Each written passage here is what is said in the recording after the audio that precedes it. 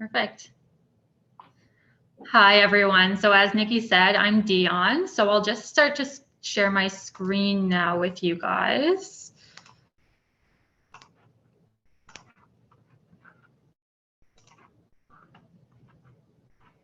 Oh. There we go. Dion, currently I see a black screen. So do I. Okay, maybe it's just loading. I think it is just loading. All right. Well, in the meantime, I'll just mention that if you do have any questions throughout this webinar, feel free to put them in the chat and we'll be hosting a Q&A session at the end and I'll keep track of those questions. If you prefer to ask your question out loud, then of course you can raise your hand and we'll address those at the end as well. Okay, there we go. So I see it up now. Do you? I do, yes. Perfect. Okay. So, hi everyone, my name is Dion. As Nikki said, I'm an awards officer with the Office of the University Registrar Student Awards. And to begin, let us acknowledge that Queens is situated on traditional Anishinaabe and Haudenosaunee territory. We are grateful to be able to live, learn, and play on these lands. Today, I'm going to discuss some options for funding for your bilateral exchange term. Now, there will be a question period at the end of the webinar, and I'm happy to discuss any questions you guys may have at the end of the presentation. This presentation, as Nikki said, is also being recorded and will be posted on the IPO website, I believe until the end of the fall term. I'd also like to just note that this particular presentation is tailored towards bilateral exchange programs in the arts and science, commerce, engineering, and law faculties. If you are an MIB student with the Smith School of Business, this presentation isn't necessarily tailored to you, but you're welcome to listen along and we can answer any questions you have at the end. Okay, so just beginning with a little bit of an overview. So today we'll cover various funding options, which include government financial aid, so OSAP and other provinces, the Queen's Exchange Study Bursary and other Queen's Exchange Awards, as well as awards from external organizations. And finally, we'll discuss some of the things to keep in mind when budgeting for your exchange term. And then we'll finish off with our questions. So government student assistance includes programs such as OSAP, BC Student Aid, Nova Scotia Student Aid, and any of the other provincial funding programs. And these make up a large portion of the funding available to students, whether they're on exchange or not.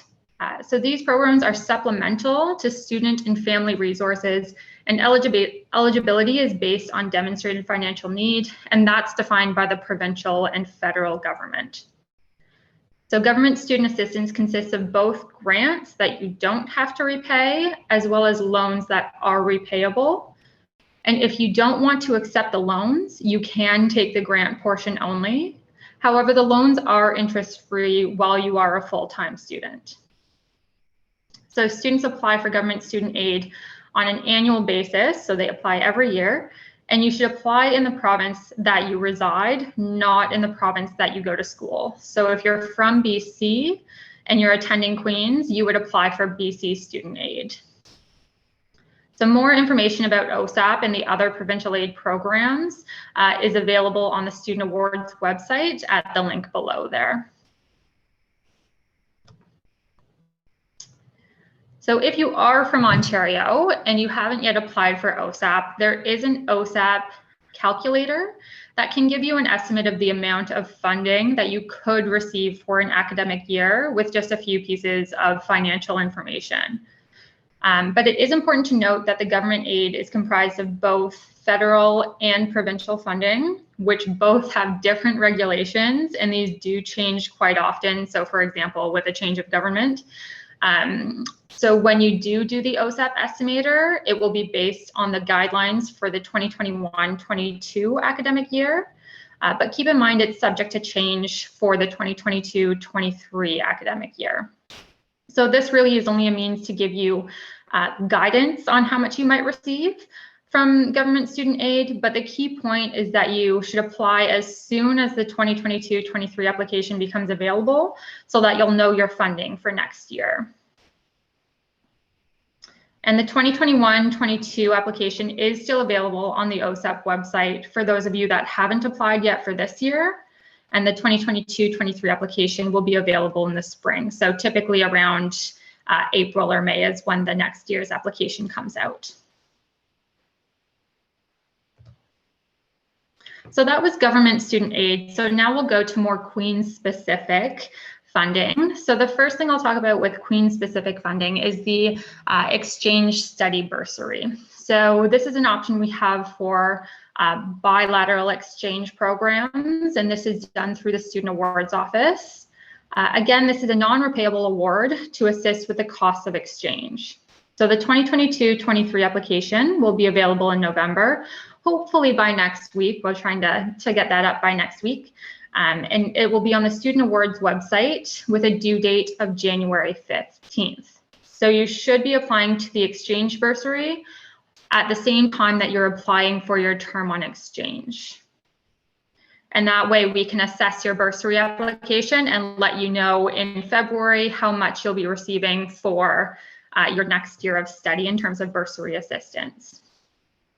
So it's important to note that all domestic students and permanent residents must be accessing OSAB or other government financial aid, so BC student aid, if you're from BC, at the time of your application in order to be considered for exchange bursary assistance. So that means if you're applying in January, you must be receiving OSAP for this year, so for the 2021-22 academic year, in order to be considered for exchange bursary.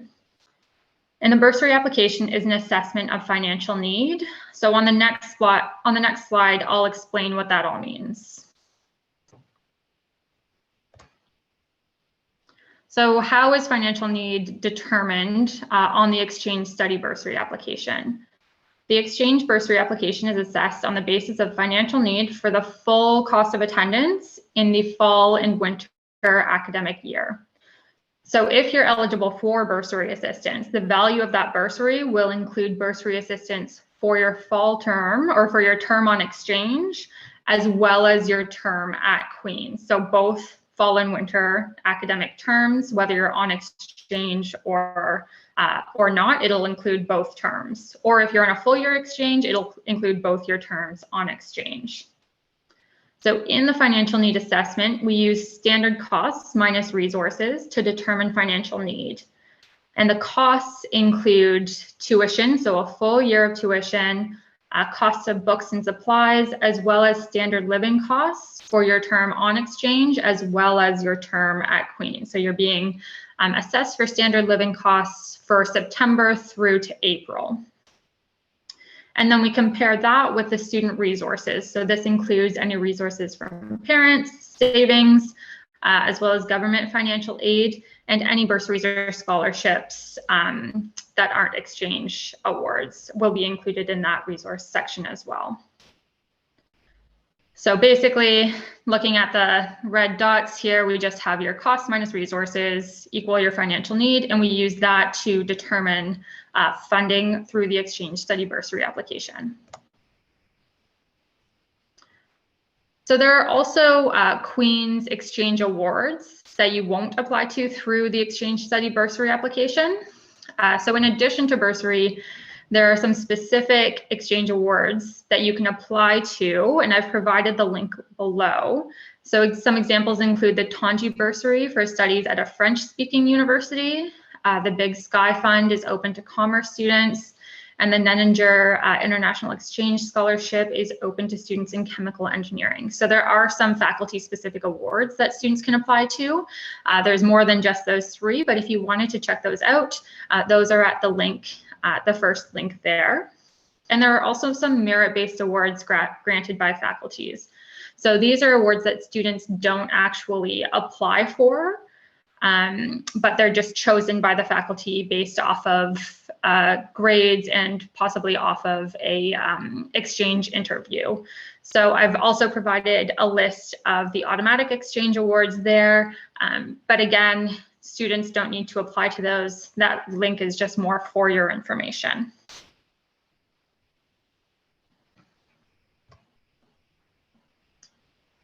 All right, so the last funding option that I'll talk about today are the external awards. So these are exchange awards funded by external organizations. And examples include the Robert T. Jones Scholarship for a full year study at St. Andrews University in Scotland. We actually own this application. So the application can be found on the Student Awards website at that link. And they're due to the International Programs Office in January. So that's kind of a different type of exchange program, not necessarily the standard bilateral exchange, but this exchange is done through the Student Awards Office as well. And additionally, there are awards like the Swedish Women's Educational Association scholarships, and this is for students studying on an official exchange with a university in Sweden. And then the Canada Learning Initiatives in China scholarships. So details about these awards and others can be found on the IPO office website at the link provided there. So there's, again, those are just two examples. There are quite a few awards on there that students may consider applying for. And additionally, there are other external awards that are not necessarily specific to exchange, but may provide additional funding. So many of which can be found on scholarship databases such as universitystudy.ca. So that link and links to some common external scholarship databases can be found on the Student Awards website at this link below here.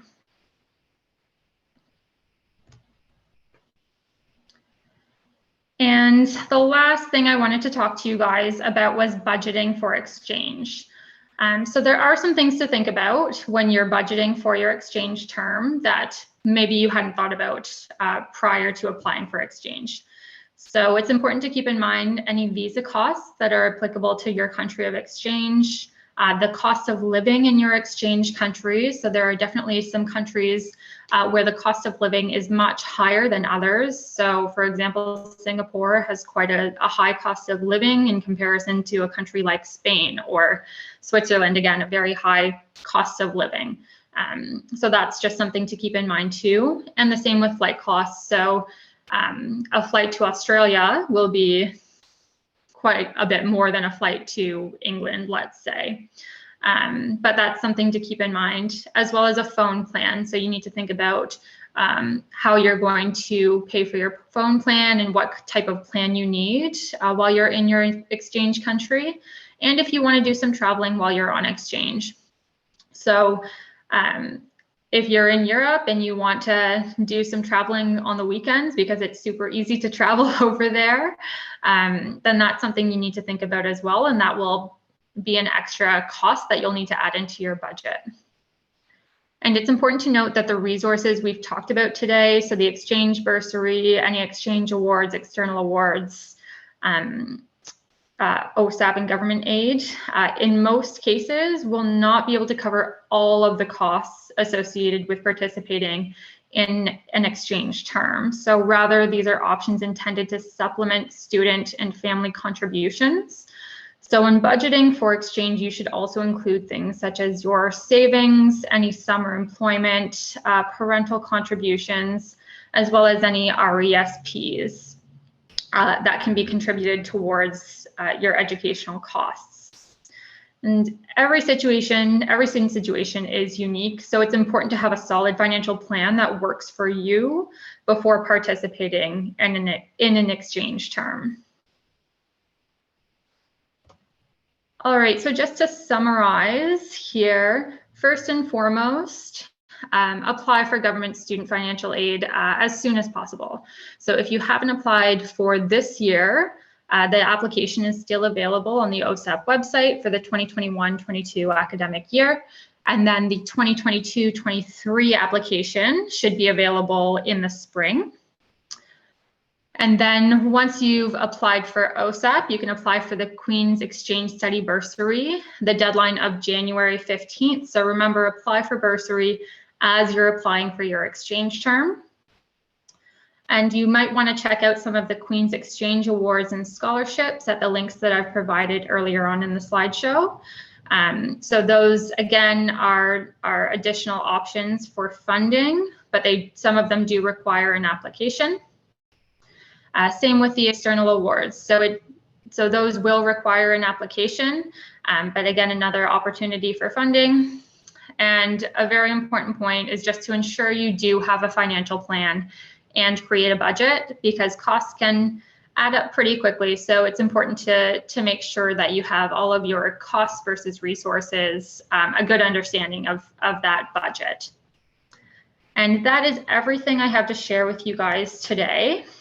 So we have some time now for questions you may have regarding the presentation. So we're going to open up the floor. And if you feel comfortable sharing, please ask your question or type it in the chat box. But if not, you can email your question to bursary@queensu.ca and we can respond to you privately by email afterwards. So I'm going to stop sharing my slide.